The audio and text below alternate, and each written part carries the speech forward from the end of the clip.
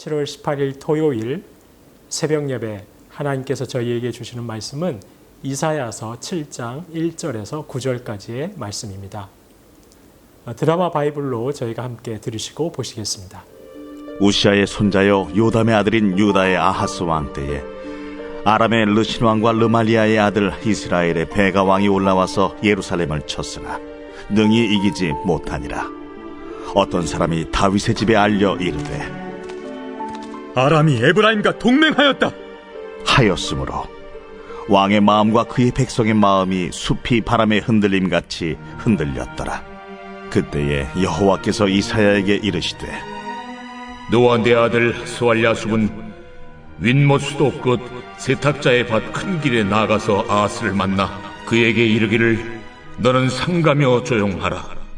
르신과 아람과 르말리아의 아들이 심히 노할지라도 이들은 연기나는 두 부직갱이 그루터기에 불과하니 두려워하지 말며 낙심하지 말라.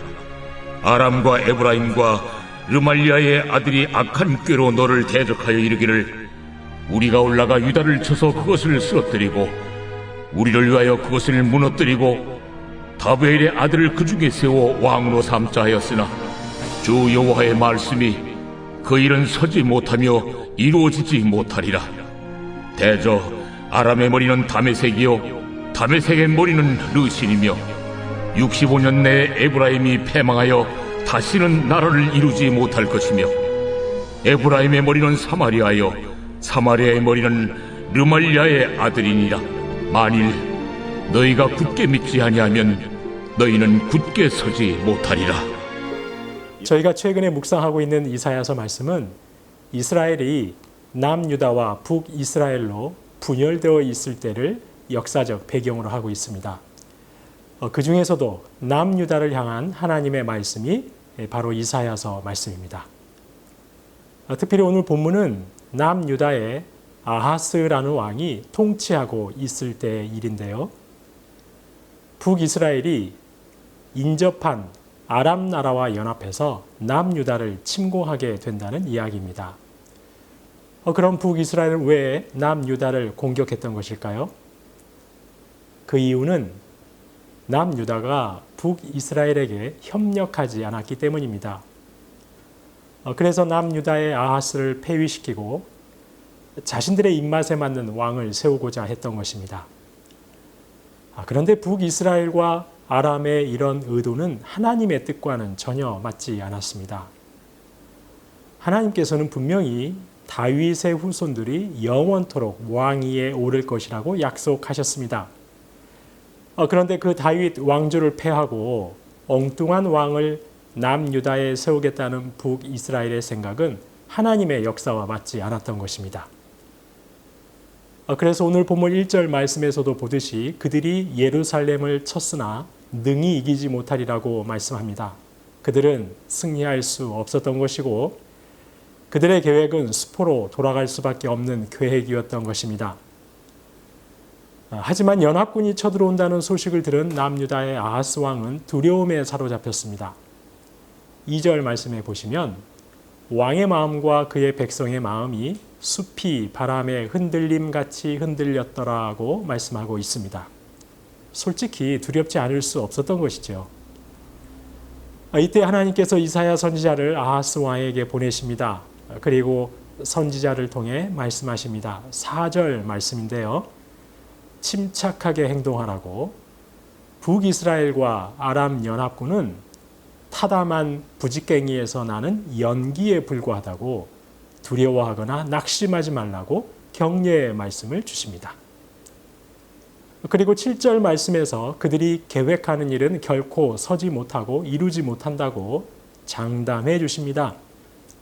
8절 말씀에서는 아니 오히려 북이스라엘이 침략해 오고 있지만 실상 그들은 65년 안에 멸망하여 뿔뿔이 흩어지고 다시는 한 나라를 이루지 못할 것이라고 약속해 주십니다.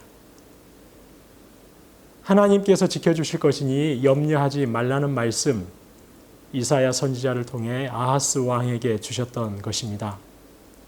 결국은 하나님께서 약속하신 대로 다윗 왕조를 굳건하게 인도해 가시겠다는 말씀이었습니다. 북이스라엘이 되었든 아람이 되었든 남유다가 되었든 모든 역사 하나님께서 주장하고 계시기 때문에 염려하지 말라는 것이었습니다. 성도님 여러분, 사실 성경에 나타난 믿음의 사람들은 한결같이 하나님이 모든 역사의 주관자이심을 믿었습니다. 인생들의 생사화복이 전적으로 하나님의 손에 달려 있음을 믿었던 것입니다. 가령 요나단 같은 경우도 그는 거대한 블레셋과의 전투를 앞두고 이렇게 말했습니다.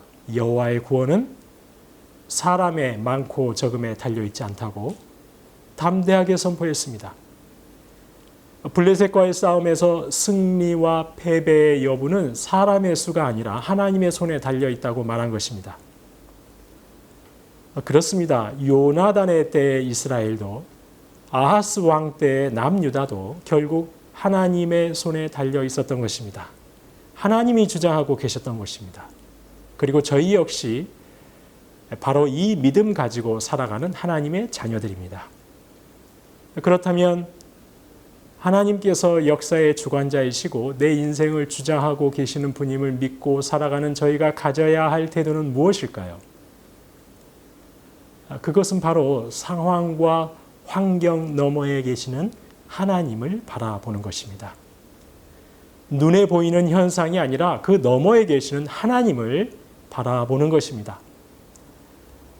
사실 눈에 보이는 현실은 항상 연약한 저희를 두렵고 불안하게 합니다.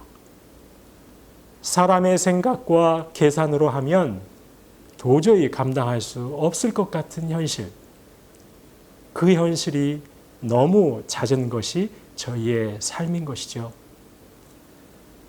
하지만 성도님 여러분, 저희가 지난 세월 돌아보면 저희를 괴롭게 하는 현실 그 너머에 항상 하나님이 계셨습니다. 모든 상황과 모든 문제들보다 뛰어나신 능력의 하나님이 계셨습니다. 그분이 저희를 구하셨고 인도하셨고 건전해 주셨습니다. 그래서 수많은 그 역경들 지나 지금에까지 이룰 수 있었던 것이죠. 지금 이렇게 은혜를 노래할 수 있는 것입니다. 능력이신 하나님이 저희와 함께 하시기 때문에 저희를 두렵게 하는 모든 환경은 앞서 4절 말씀에서 보았듯이 타담한 부직갱이에서 나오는 연기에 지나지 않는 것입니다. 곧 사그라들어 흔적도 없이 사라져버릴 그야말로 대수롭지 않은 것들에 불과한 것입니다. 성도님 여러분, 지금 어떠한 문제로 힘겨워하고 계십니까? 너무 괴롭고 고통스럽고 힘드시더라도 그 곤고함 너머에 계시는 하나님을 바라보실 수 있기를 주님의 이름으로 소망합니다. 시편 77편 14절 말씀에서 시편 기자는 이렇게 고백했습니다. 주님은 기적을 행하시는 하나님이시라. 지금도 저희를 절망케 하는 상황 너머에는 기적을 행하시는 하나님이 긍휼의 눈으로 저희를 주목하고 계십니다. 믿음으로 그 하나님을 바라고 기도하고 기다리면 하나님께서는 반드시 저희에게 기적을 베풀어 주실 것입니다. 오늘 하루도 그 하나님의 손 꼭 붙드시고 믿음으로 승리하시는 하루, 믿음으로 평강 넘치시는 하루 살아가시는 저와 여러분 되시기를 주님의 이름으로 축원합니다. 주신 말씀 기억하며 기도하겠습니다. 하나님, 저희가 눈에 보이는 상황과 문제가 아니라 그 너머에 계시며 모든 역사와 인생의 생사화복을 주장하고 계시는 하나님을 바라보게 하옵소서. 그 하나님께서 나를 위해 기적을 베푸실 것을 믿으며 두려움과 낭망 대신 평강과 기쁨과 감사가 넘치는 하루하루 살게 하옵소서. 주신 말씀 기억하면서 함께 기도하겠습니다.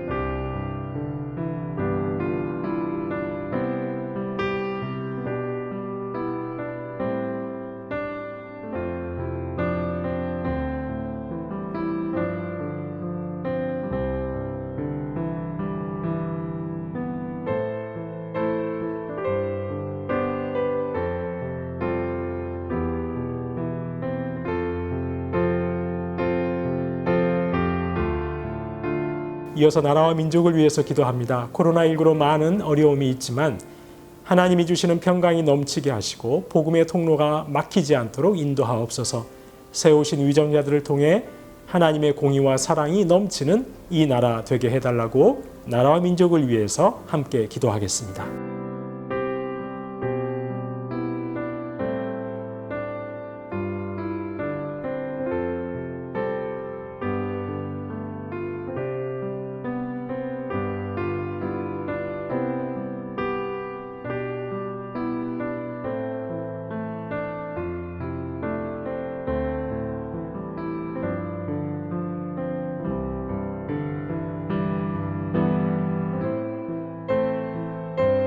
교회를 위해서 기도하실 때 하나님 세순의 모든 성도님들이 담임 목사 청빙을 통해 역사하실 하나님을 기대하며 오직 기도로 준비하게 하옵소서. 온라인 예배를 통해서도 하나님의 풍성한 임재를 누리게 하옵소서. 온유하고 겸손하며 희생과 섬김의 리더십으로 주님의 몸된 교회를 하나로 이끌어갈 수 있는 목사님을 보내달라고 교회를 위해서 이 시간 마음을 모아서 함께 기도하겠습니다.